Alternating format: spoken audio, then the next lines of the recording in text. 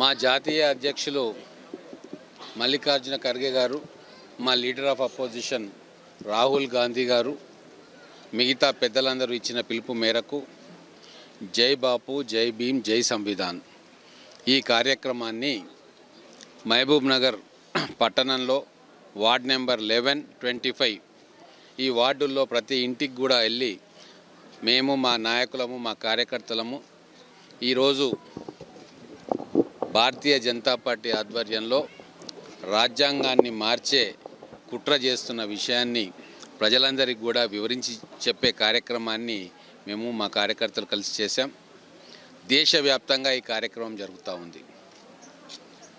దీని ముఖ్య ఉద్దేశం ఏంటి అంటే ఈరోజు మైనారిటీలు రక్షణ కోల్పోతూ ఉన్నారు.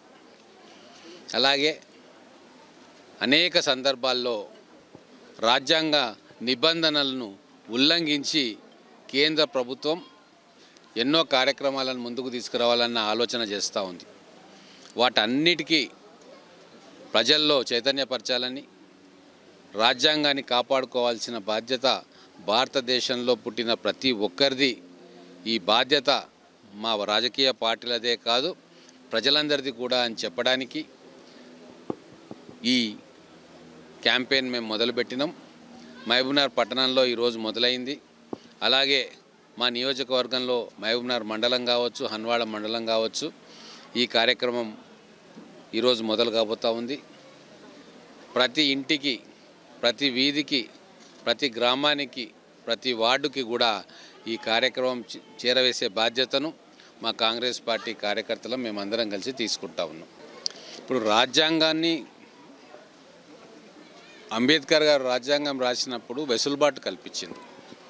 పార్లమెంటులో రాజ్యాంగంలో ఉన్న మౌలిక సూత్రాలను కాదనకుండా మిగతా ఏదైనా కూడా సమ్మతితోటి మార్చే హక్కు పార్లమెంటుకు ఉంది. గతంలో అన్ని ప్రభుత్వాలు కూడా ప్రజల అవసరాల దృష్ట్యా మార్చినాయి. కానీ ఈరోజు ఏ రాజ్యాంగంలోని ఏ ఆర్టికల్ మార్చినా అది ప్రజల హక్కులను సంరక్షించబడే విధంగా ఉండాలి తప్ప ప్రజల హక్కులను తొలగించే విధంగా రాజ్యాంగాన్ని అమెండ్మెంట్ చేయొద్దు. సో ఇప్పుడున్న ప్రభుత్వం, కేంద్ర ప్రభుత్వం ప్రజలకు రావాల్సిన హక్కులను కానీ మౌలిక సూత్రాలకు విరుద్ధంగా రాజ్యాంగాన్ని మార్చే ప్రయత్నం చేస్తూ ఉంది. కాబట్టి దీనికి వ్యతిరేకంగా ఈరోజు మా కాంగ్రెస్ పార్టీ ఒక నిర్ణయం తీసుకుంది. సంవిధాన్ ఖత్రే మే హై, రాజ్యాంగం ప్రమాదంలో పడ్డది అన్న ఒక నినాదంతో ఈరోజు ప్రజలకు ఇవన్నీ కూడా వివరించే ప్రయత్నం చేస్తూ ఉన్నాం.